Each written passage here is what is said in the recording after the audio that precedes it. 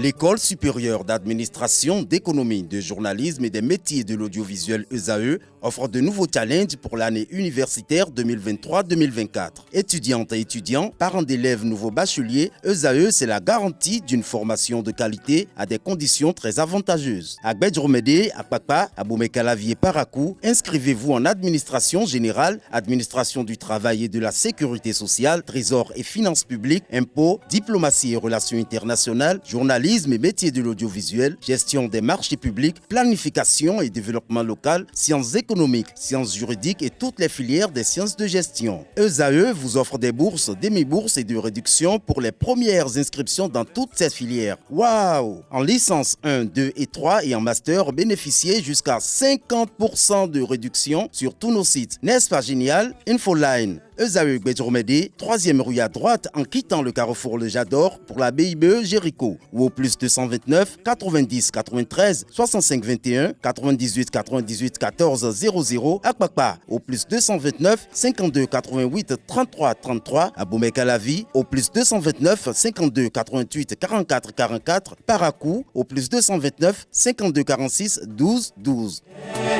ESAE, l'excellence à un nom.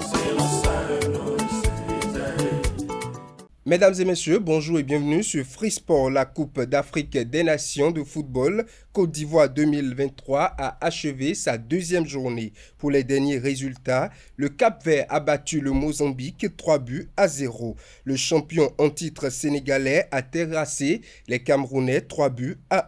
La Gambie tombe devant la Guinée 1-0. L'Algérie et le Burkina Faso se séparent sur un score nul de 2 buts partout. L'Angola surpasse la Mauritanie 3-2. La Tunisie et le Mali font le nul 1 but partout. Même score dans la rencontre Maroc, RDC et Zambie-Tanzanie. Toujours CAN après sa position de 4e juge lors du match de la première journée de la Coupe d'Afrique des Nations entre le Burkina Faso et la Mauritanie. Louis Houandandé, arbitre international FIFA de nationalité béninoise, a été de nouveau sollicité. Il a dirigé le choc entre la Zambie et la Tanzanie du groupe F.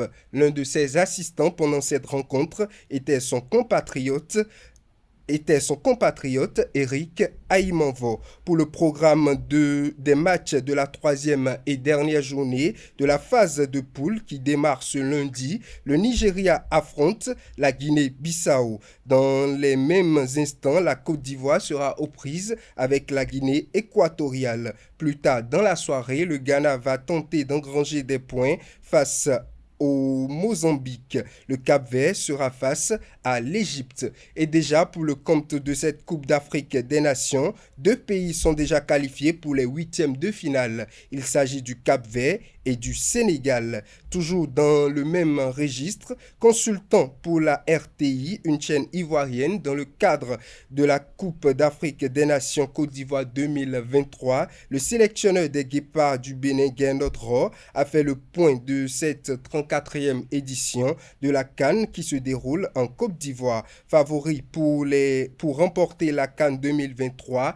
les prochains programmes du Bénin pour les éliminatoires de la CAN 2025 et bien d'autres sujets étaient au menu de l'interview du sélectionneur béninois. Pour finir, présent actuellement en Égypte dans le cadre de la 26e édition de la Coupe d'Afrique des Nations Senior Hommes de handball, Sidikou Karimou, président de la Fédération béninoise de handball, a signé un partenariat avec son homologue marocain El Adli Anafi. En effet, le protocole qui a pour socle le renforcement du niveau du handball dans les 2 pays repose sur 3 piliers essentiels indissociables. Une bonne politique de développement sportif, une forte implication des acteurs à la base et une grande mobilisation des ressources.